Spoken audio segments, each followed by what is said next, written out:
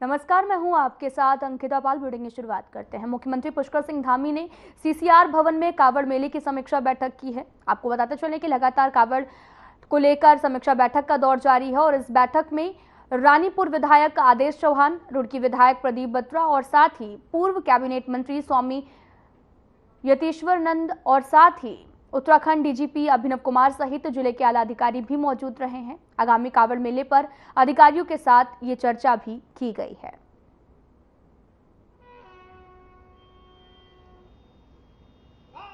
बहुत बड़ा मेला होता है जिसमें कई करोड़ लोगों की शिव भक्त कांवड़ियों का आगमन होता है। पिछले वर्ष भी 4 करोड़ से ज़्यादा लोग आए थे। इस वर्ष भी बड़ी संख्या में आने का अनुमान है। सभी शिव भक्त कांवड़ियों का हम देवभूमि उत्तराखंड हरिद्वार आगमन पर सबका स्वागत करते हैं, सबका अभिनंदन करते हैं और उनकी यात्रा अच्छी हो, किसी प्रकार की कोई परेशानी न हो, हर प्रकार से यात्रा सहज सरल हो, उसके निमित्त आज यहाँ पर बैठक की गई है। सभी विभागों को अपने अपने विभागों को दुरुस्त करने का, जो कमियाँ हैं उसको दूर करने का, पिछले साल की जो अनुभव है उनको देखते हुए इस साल और अच्छी व्यवस्था हो।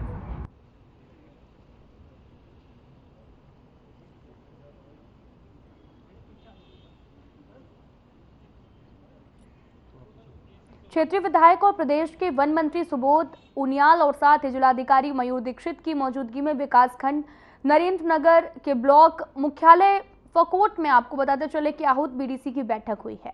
सड़क, बिजली, पानी, शिक्षा, स्वास्थ्य और पेयजल आदि मुद्दे पूरी तरह से छाए रहे हैं। इस पर मामले पर आपको बताते चले कि जब जनप्रतिनिधियों की तरफ से उठाए गए मुद्दों पर अधिकारी सही जवाब नहीं दे पाए तो इस पर नाराजगी व्यक्त करते हुए प्रदेश के वन मंत्री सुबोध उनियाल ने अधिकारियों को निर्देश दिए हैं कि वे बैठक में तैयारियों के साथ आएं।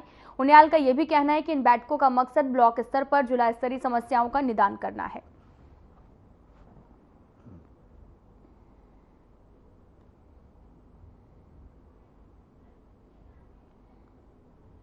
इन उद्देश्यों को लेकर के बीडीसी की बैठकों का आयोजन किया जाता है और मेरा मानना है कि विशेष करके नरेंद्र नगर की जो बीडीसी होती है उसमें जनपद स्तर के समस्त अधिकारीगण और माननीय मंत्री जी इसमें उपस्थित होते हैं। निश्चित रूप से जो ग्रामीण क्षेत्रों के और हमारे जनप्रतिनिधियों की समस्याएं होती हैं उन समस्याओं का निराकरण करने की कोशिश की जाती है। जो समस्याएं प्रदेश स्तर की होती हैं उनको प्रदेश स्तर पर अग्रसारित कर उनको भी निराकरण करने के लिए शासन को लिखा जाता है।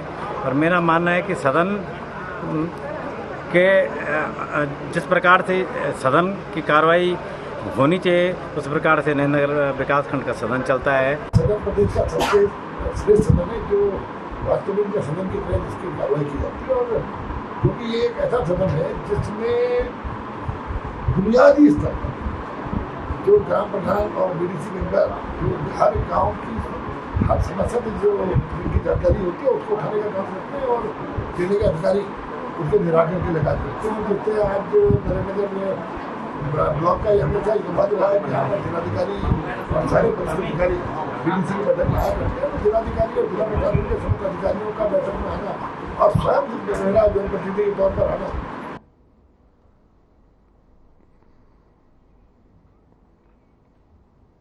दिल्ली स्थित बुराड़ी हिरंकी में एक कार्यक्रम का आयोजन किया गया जिसमें मुख्यमंत्री पुष्कर सिंह धामी ने बुधवार को प्रतिभाग किया था। उन्होंने केदारनाथ मंदिर दिल्ली में भूमि पूजन कर मंदिर का शिलान्यास किया है। इस पर कांग्रेस के प्रदेश अध्यक्ष करण माहरा ने बड़ा पलटवार किया है। उन्होंने कहा कि ये शर्मनाक है और इन्हीं हरकतों की वजह से भगवान राम ने इनको सजा दी है और ये अयोध्या सीट हारे, अयोध्या के अगल बगल की 6 सीटें हारे। उन्होंने ये भी कहा कि केदारनाथ मंदिर में 230 किलो सोने की चोरी की बात हम सब ने उठाई थी, उसके बावजूद भी आज तक जांच नहीं बैठी है।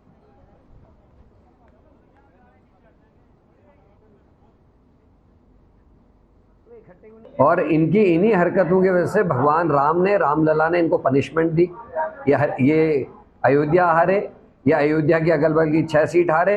यहाँ केदारनाथ में जब 223 किलो सोने की चोरी की बात हम सब ने उठाई उसके बावजूद आज तक जांच नहीं बैठी और अब यहाँ से बिना इजाज़त के हमारी शिलाएं लेके जा रहे हैं। वो भी उस दिन का चयन किया गया जिस दिन हमारे 5-8 गढ़वाल के कुमाऊं शहीद हुए।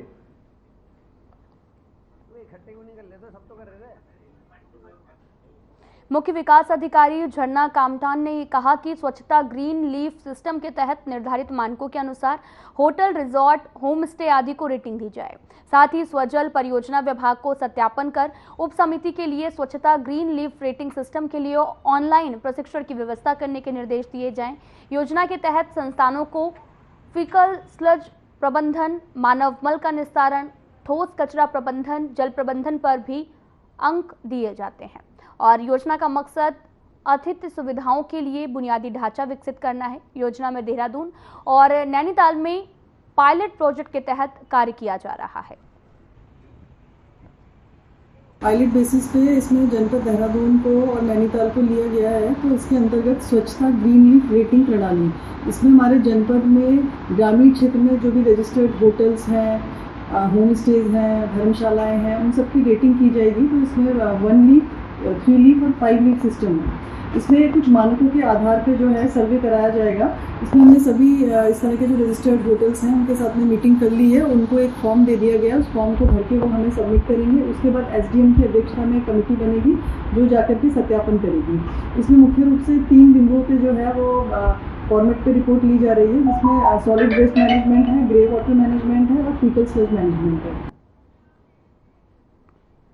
यूनिफॉर्म सिविल कोड की rules making and implementation committee ने शुक्रवार को UCC रिपोर्ट को सार्वजनिक कर दिया है। इसका मकसद प्रदेश में यूनिफॉर्म सिविल कोड लागू करने से पहले प्रदेश की जनता UCC रिपोर्ट को पढ़ और समझ सकती है। UCC रिपोर्ट 4 वॉल्यूम में तैयार की गई है। समान नागरिक संहिता उत्तराखंड 2024 और कुल 392 अनुच्छेद हैं। UCC की रिपोर्ट राज्य सरकार को मिलने के बाद में मंत्रिमंडल से मंजूरी देने के साथ ही 7 फरवरी को विधानसभा से पारित किया गया है। और UCC रिपोर्ट को प्रॉपर तरीके से लागू करने के लिए इससे संबंधित नियम तैयार करने की जरूरत थी। इसको देखते हुए उत्तराखंड की धामी सरकार ने 10 फरवरी 2024 को उत्तराखंड के पूर्व CS शत्रुघ्न सिंह की अध्यक्षता में 7 सदस्यीय रूल्स मेकिंग और इम्प्लीमेंटेशन कमेटी का भी गठन किया है। अध्याय 2 चैप्टर 2 बेसिकली उत्तराखंड का एक ओवरव्यू है, जिसमें उत्तराखंड के religious cultural heritage, demography, social development indicators, growth, migration, demographic changes, इसके बारे में संक्षेप में वर्णन किया गया पृष्ठभूमि के लिए। चैप्टर 3 मेथोडोलॉजी के बारे में है, जिसमें ये कहा गया है कि हमने किस प्रकार से इन सब चीज़ों को समाहित करते हुए अपना जो जो जो जो ड्राफ्ट प्रस्तुत किया उसमें कैसे समाहित किया है। इसमें उन्होंने ये भी परीक्षण किया समिति ने कि क्या स्टेट के पास ये जुरिस्डिक्शन है कि UCC बनाई जाए। उत्तराखंड में 14 जुलाई को होने वाले PCS भर्ती परीक्षा को शांतिपूर्ण ढंग से संपन्न करवाने के लिए एडिशनल SP जया बलूनी ने पुलिस अधिकारियों के साथ बैठक की है। जया बलूनी ने अधिकारियों को निर्देश भी दिए कि PCS भर्ती परीक्षा को शांतिपूर्ण तरीके से संपन्न करवाया जाए। इसके लिए परीक्षा केंद्र के बाहर कड़ा पहरा देकर नकल विहीन परीक्षा संपन्न करवाने के निर्देश दिए हैं। एडिशनल SP ने बैठक के दौरान मानसून सीजन को लेकर भी पुलिसकर्मियों को चौकन्ना भी किया और सतर्क रहने के निर्देश दिए हैं। परंतु NPS अकाउंट में जमा नहीं है। ये जो इस समय पर मानसून का सीज़न चल रहा है और लगातार येलो अलर्ट और ऑरेंज अलर्ट भी आ रहा है, इस संबंध में सभी थानाध्यक्षों को बताया गया है कि कोई भी ऐसी सूचना होगी तो उस पर तत्काल कार्रवाई करेंगे, तत्काल मौके पर पहुंचेंगे। साथ ही साथ जो अभी कांवड़ यात्रा शुरू होने वाली है उसको लेकर भी दिशा निर्देश दिए गए हैं।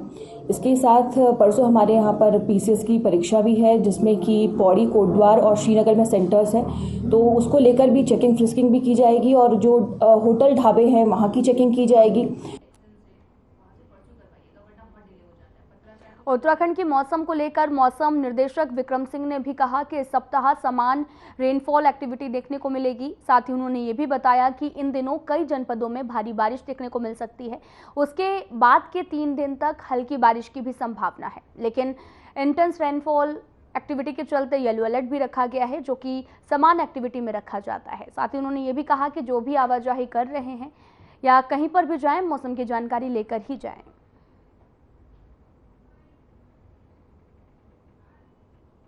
अभी आप एक सप्ताह के लिए अगर बात करते हैं, मौसम में ज़्यादा एक्टिविटी नहीं है। सामान्य के आसपास की एक्टिविटी आप कह सकते हैं, सामान्य से कम। बल्कि सामान्य के लिए अगर बात करूं तो 11 और 12 जुलाई को जो है उत्तराखंड में सामान्य के आसपास बारिश मिलनी चाहिए। और 11-12 में अगर हम हैवी रेंज की भी बात करें तो एक आध दुक्का जगहों में देहरादून है, टेहरी है या पौड़ी है, या इसी तरह कुमाऊं रीजन में देख रहे तो नैनीताल, चंपावत या यूएस नगर, तो इनमें संभावना है कि एक आध जगहों में जो है हैवी रेंज भी मिले। लेकिन ठीक है, ये सामान्य के आसपास ही चीज़ें रहेंगी, मैं ये कहूँगा 11 और 12 में। हल्द्वानी में छात्र संघ अध्यक्ष पर लूट का मुकदमा दर्ज होने से छात्र आक्रोशित हो गए हैं। गुस्साए छात्रों ने कोतवाली में जमकर प्रदर्शन किया, साथ ही पुलिस प्रशासन के खिलाफ भी नारेबाजी की है। प्रदर्शन कर रहे छात्रों ने छात्र संघ अध्यक्ष सूरज रमोला सहित 5 छात्रों पर मुकदमा भी दर्ज किया है और तत्काल वापस लेने की मांग की है। छात्रों से सीओ से भी डॉक्टर के खिलाफ कार्रवाई की मांग की। छात्र नेताओं का दावा है कि प्राइवेट अस्पताल पहाड़ों के गरीब मरीजों को लूट रहे हैं। जब लोगों के हक की बात आती है तो डॉक्टर ने उन पर फर्जी मुकदमा दर्ज कराया। पुलिस प्रशासन से छात्रों पर लगे मुकदमों को वापस लिए जाने की भी मांग की है।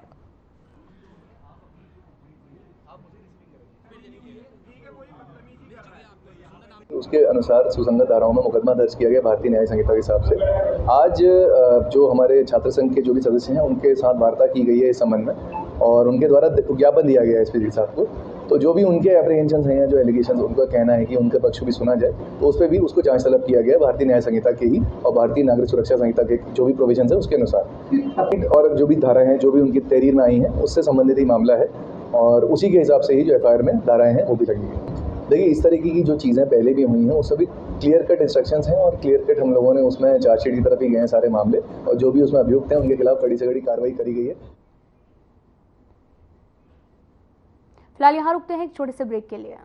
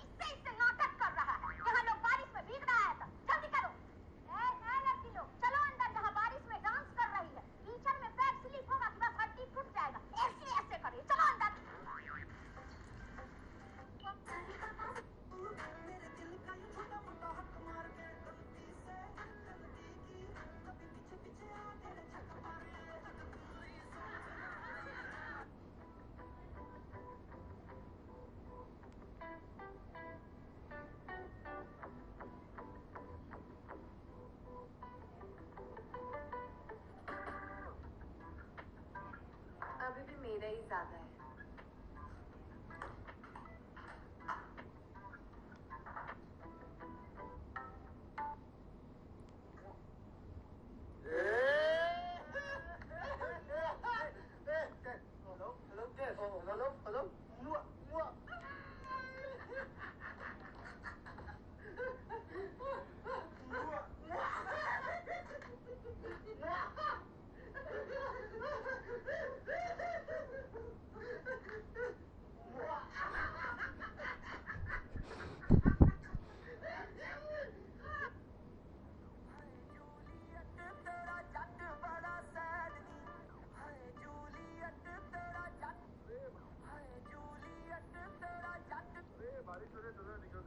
बारिश तो क्या निकलते, इससे तो दिशा होती है।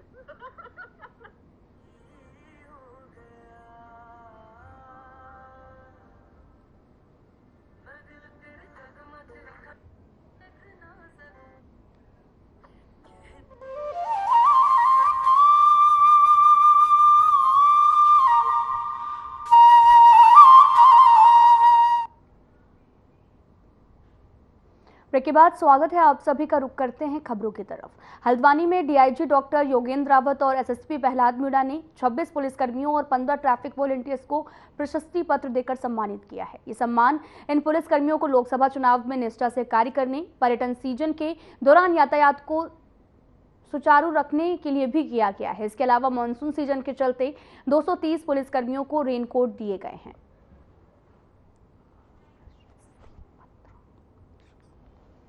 पिछला चुनाव हमारा लोकसभा चुनाव बीता है और उसके अलावा जो ट्रैफिक सीजन और यात्रा सीजन जो हमारा जून के साथ लगभग ख़त्म हुआ है, इसमें जिन लोगों ने उत्कृष्ट कार्य किया ऐसे विभिन्न जनपदों के लोगों को यहाँ पर सम्मानित किया गया। इसके अलावा 15 ट्रैफिक वॉलंटियर्स जिन्होंने की निस्वार्थ भाव से सेवा की है, उन लोगों को भी यहाँ पर सम्मानित किया गया। इसके अलावा 250 पुलिसकर्मियों को यहाँ पर से रेनकोट अलग अलग जनपदों के लोगों को वितरित किया गया। एक मिनट दादा। कालाडूंगी स्टेट हाईवे का एक हिस्सा भारी बारिश के कारण बह गया है, जिसे यातायात कुछ समय के लिए बंद कर दिया गया। पुलिस भी तुरंत मौके पर पहुंची, यातायात बंद करवा दिया गया। लोक निर्माण विभाग के अधिकारी भी मौके पर पहुंचे हैं।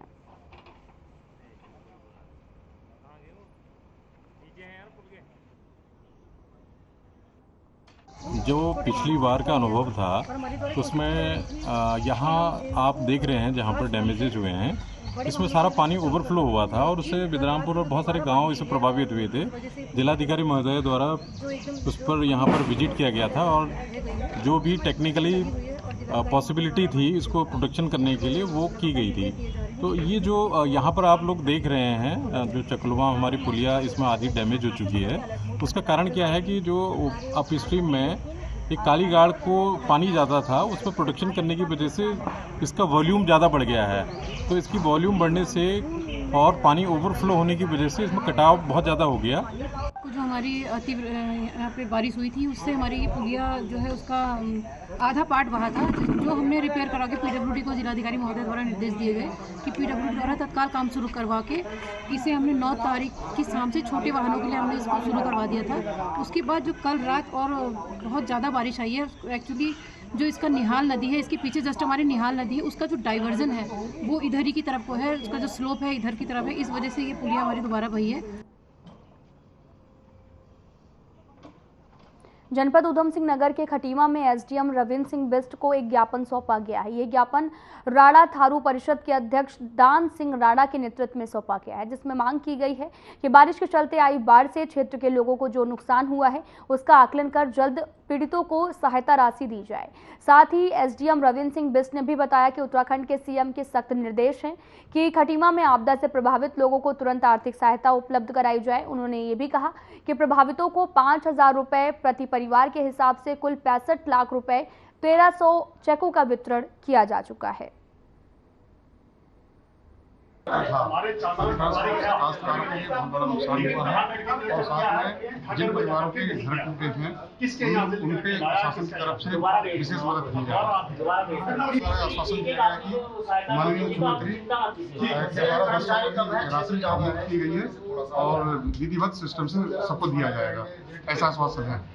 संपूर्ण जो अवार्ड क्षेत्र है वहाँ से भी ये प्रमुख रूप से समस्या रही है और साथ में क्या नाम के जो रास्ते टूटे हैं और घरों में विशेष रूप से पानी खराब हुआ घुसा है, उनके लिए विशेष रूप से सख्त निर्देश हैं कि जो भी ये खटीमा क्षेत्र में जो आपदा से प्रभावित हुए हैं उनको तुरंत आर्थिक सहायता प्रदान की जाए।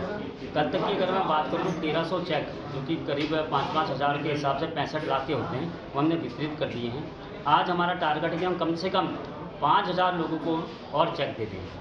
इस मामले में माननीय मुख्यमंत्री जी बहुत सीरियस हैं, उन्होंने गंभीरता से इस बात को लिया है। 10 करोड़ उन्होंने हमें रिलीज़ भी करके दे दिया है और माननीय जिलाधिकारी महोदय ने भी हमें सख्त निर्देश दिए कि इस आर्थिक सहायता को बंटवाने की जो प्रक्रिया है उसको तेज़ी से अमल में लाया जाए। उन्होंने 5 बंटवारे मेरे को अलग तहसीलों से भी दिए हैं डीएम सर ने। खटीमा में बाढ़ के कारण लोग काफी ज्यादा परेशान हैं, तो वहीं खेतों में कूड़ा फैलाने से किसानों में भी नाराजगी है। लोगों का भी आरोप है कि नगरपालिका ने कूड़े का निस्तारण नहीं करने की वजह से उनके खेतों में गंदगी, कूड़ा और अस्पतालों के अवशेष आ गए हैं, जिसको लेकर ग्रामीणों से मुलाकात की गई और नगरपालिका प्रशासन के खिलाफ जमकर विरोध प्रदर्शन किया गया है।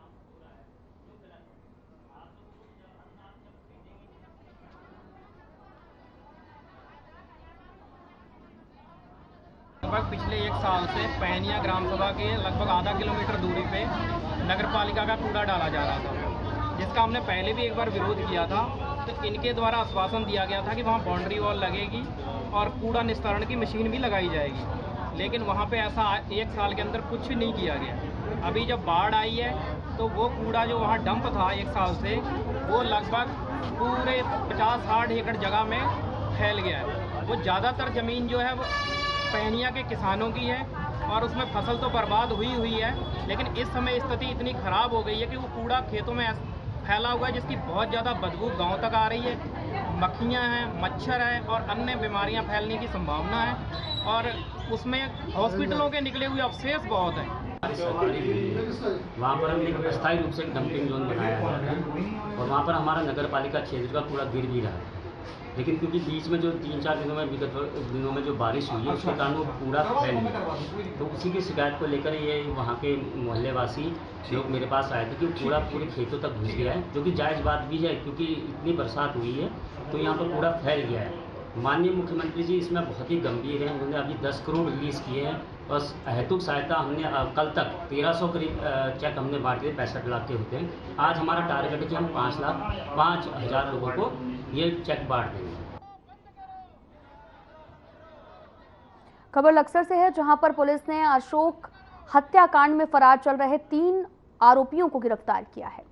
पुलिस ने आरोपियों के कब्जे से मृतक से लूटी गई एक लाइसेंसी पिस्टल, 4 जिंदा कारतूस सहित घटना में इस्तेमाल की गई एक मोटरसाइकिल भी बरामद की है। एसपी देहांत स्वप्न किशोर ने मामले को लेकर जानकारी भी दी है। 2 जुलाई को एक व्यक्ति अशोक सैनी की हत्या लक्सर क्षेत्र अंतर्गत हुई थी, जिसमें एसएसपी हरिद्वार सर के द्वारा तत्काल घटना का अनावरण करने और अभियुक्तों की गिरफ्तारी करने हेतु निर्देशित किया गया था। उक्त निर्देशों के अनुपालन में इंस्पेक्टर लक्सर राजीव राठौड़ के नेतृत्व में टीम के द्वारा पूर्व में 2 अभियुक्तों गुरमीत और अमरीश की गिरफ्तारी की गई थी। इसी क्रम में 3 अन्य अभियुक्तों कंवरपाल, राजीव और अजय को उक्त टीम के द्वारा गिरफ्तार किया गया है तथा उनकी निशानदेही पर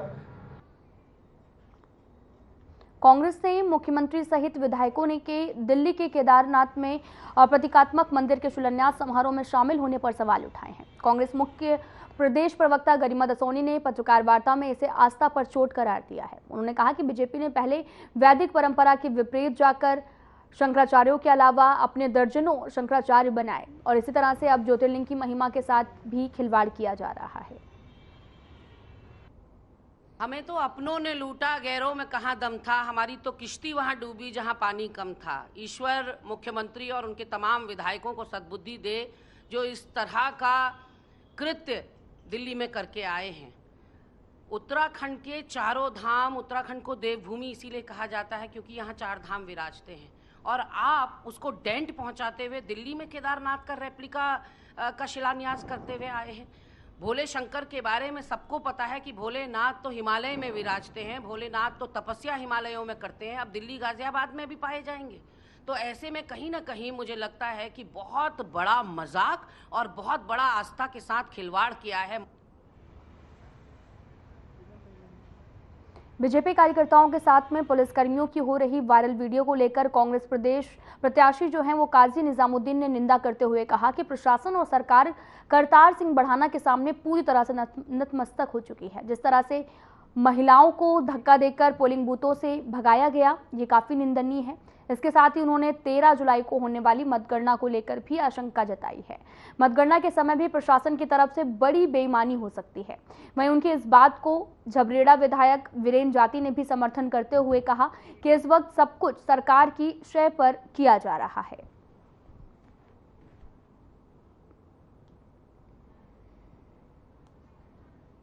अभी देखिए कितनी वीडियोस आनी हैं, कितनी चीज़ें पब्लिक डोमेन में आएंगी। अभी तो सारी वीडियोस पहुंच भी नहीं रही हैं क्योंकि पोलिंग स्टेशन के इर्द गिर्द कर्फ्यू जैसा माहौल पुलिस प्रशासन ने कर रखा था।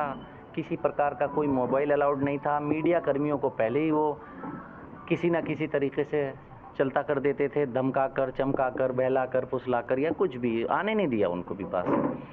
फिर प्राइवेट आदमी के पास मोबाइल नहीं था तो लेकिन जैसे तैसे किसी न किसी जगह किसी न किसी ने वीडियो बनाई है। तो जो जुल्म, जो ज़्यादती उन्होंने की है उसको हम देख रहे हैं, पार्टी देख रही है, हमारे साथी समर्थक सभी देख रहे हैं और हम लोग। देखिए, इस पर मैं कोई भी टिप्पणी नहीं करना चाहूँगा, लेकिन जैसे उत्तराखंड प्रदेश के लिए, उत्तराखंड के शहीदों के प्रदेश के लिए जैसे कल काला दिन था हमारे प्रदेश के लिए, वैसा मैं मानता हूँ लोकतंत्र की हत्या सरेआम शासन प्रशासन ने की, सरकार ने की। लोकतंत्र की हत्या खुलेआम दौड़ा कर, लोगों को गाली देकर, लोगों को पीट करके जैसे सरकार ने की, मैं मानता हूँ लोकतंत्र के लिए, संविधान के लिए कल का दिन जो था वो काला दिन था। फिलहाल में इतना ही। नमस्कार।